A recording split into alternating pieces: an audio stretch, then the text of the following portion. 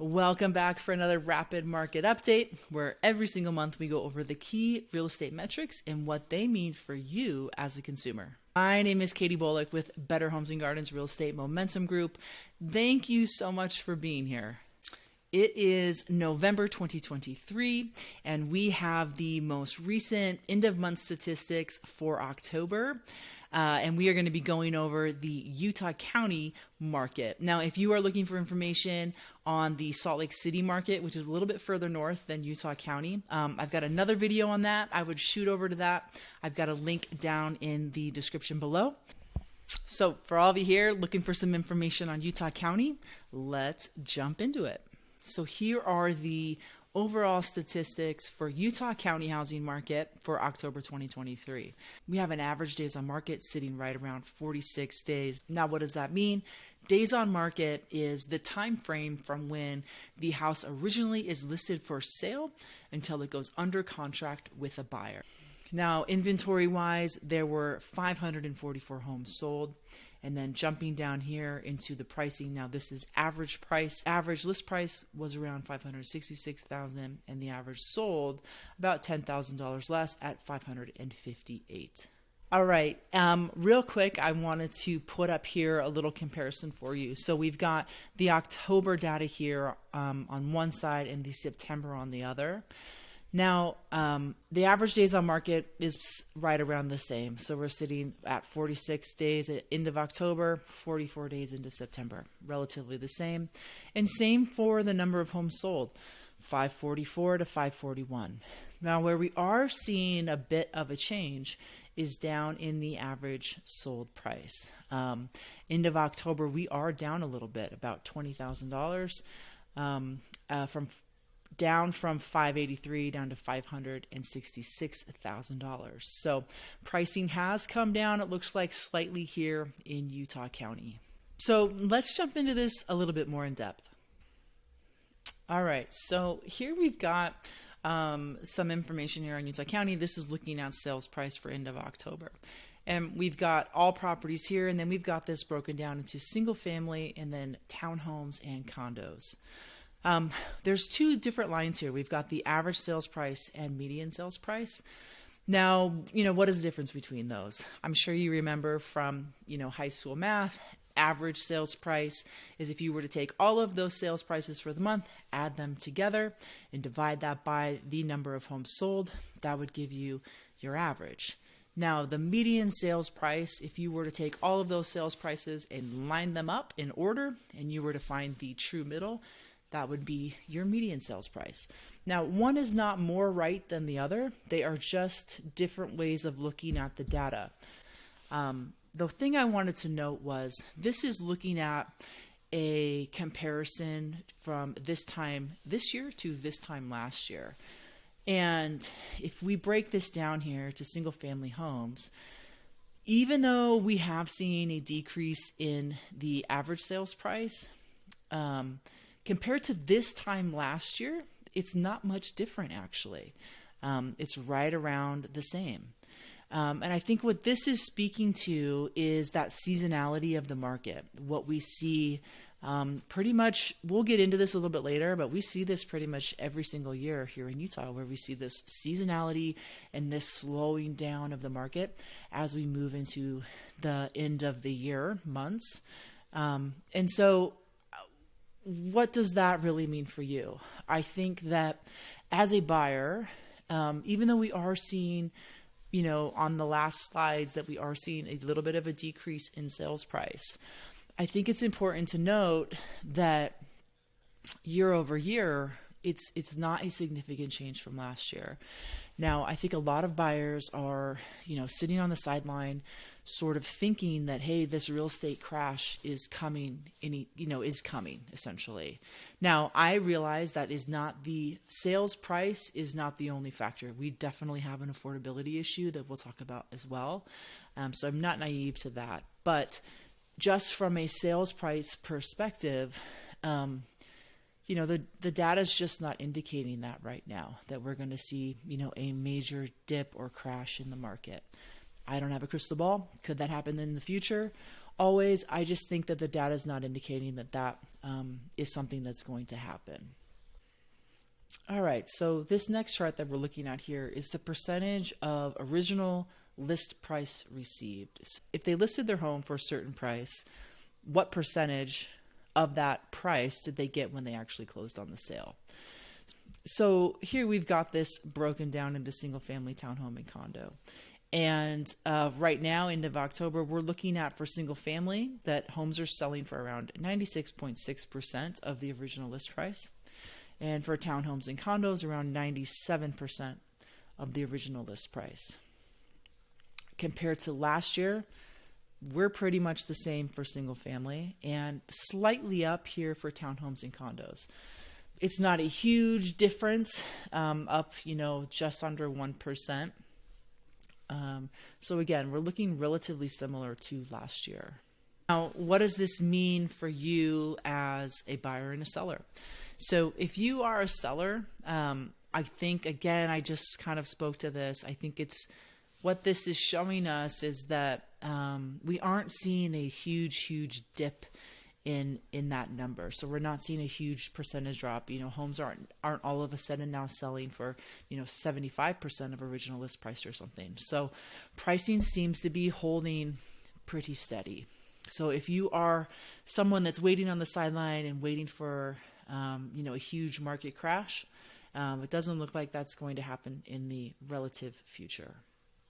Now, for you as a seller, what does this mean for you? And I talk about this a lot, but I think really what this does is it's important to note so that you're setting a realistic expectation, taking into consideration days on market and mentally preparing that your home most likely is going to be sitting on the market for about a month and a half before you are under contract with a buyer. And also realistically setting your mind that you may end up selling for slightly less than that original list price. Every single situation is different, obviously, but as a generalization, most sellers are selling for slightly under list price. Now, I don't think that this should come as some shocking surprise because of the issues that we're facing here in Utah. We have a low inventory issue and we have an affordability issue. And so the low inventory is the pressure that is keeping our pricing, high and for the most part pretty consistent. But we have this affordability issue with historically high interest rates that's really putting some pressure on buyers. Buyers are backing out, buyers are deciding to wait. Some buyers just can no longer afford the mortgage that they were approved for months ago. Now that the interest rates have changed.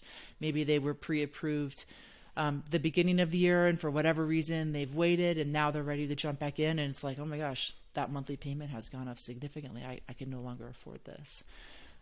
We are seeing in the market that more sellers are willing to offer concessions to buyers, whether that be, closing cost concessions. Some sellers are offering to help buy down a buyer's interest rate. There are multiple ways you can do that. You can do a temporary buy down like a 3-2-1 or a 2-1 buy down. You can also do a permanent rate buy down. So more sellers are willing to have those conversations right now. And I think that that's why we're seeing in the data, for selling for 96%. It's not huge amounts, but sellers are willing to have conversations and do some things to make sure that they get their home sold. So speaking on sort of the inventory issue that we're having, looking at, we can just look at all properties. You can see the numbers here in the breakdown, but this year compared to last year, we have about 500 fewer homes for sale on the market. So again, that low inventory, we're down about 20% from last year.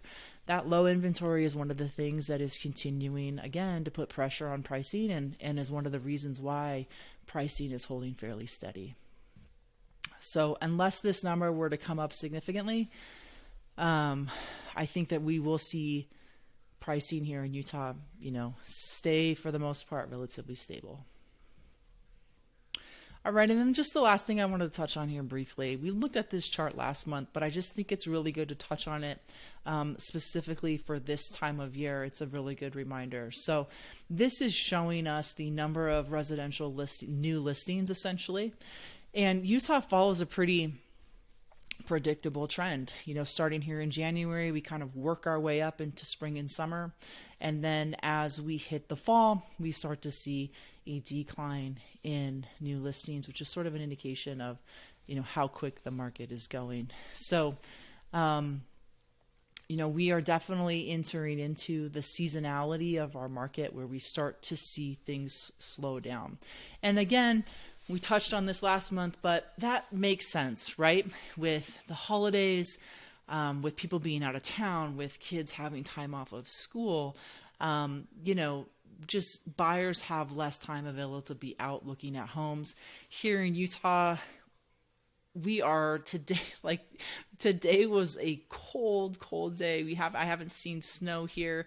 I live in the Lehigh area, northern Utah County, and we haven't gotten snow yet, but man, it's crisp in the air and it's coming. So we get a lot of snow here in the winter. And it's not the most fun to be out looking at homes after work when it's pitch dark and you're tromping through the snow and it's cold. So it makes sense that the market tends to slow down a little bit. So, what does that mean for you? If you are a seller, again, I think it's about recognizing the time of year and where you are in the market and having a realistic expectation of what is happening, So you mentally are preparing yourself. Hey, my house is probably going to be, for sale for about a month and a half. And I'm probably going to see less showings, less showing requests. And just in general, there's going to be less activity around your home this time of year. That doesn't necessarily mean that your agent isn't working hard for you or their marketing isn't working. It's just part of the time of the year. Touching on an agent, I think that this is a good reminder that it's very important if you are a seller that you are working with a professional. You are working with someone that knows your local area, someone that has a super clear and strong marketing campaign for your property, and someone that is going to be around over the holidays, and someone that's going to work hard for you over the next couple months to make sure that sale gets taken care of. So what does this mean for you as a buyer?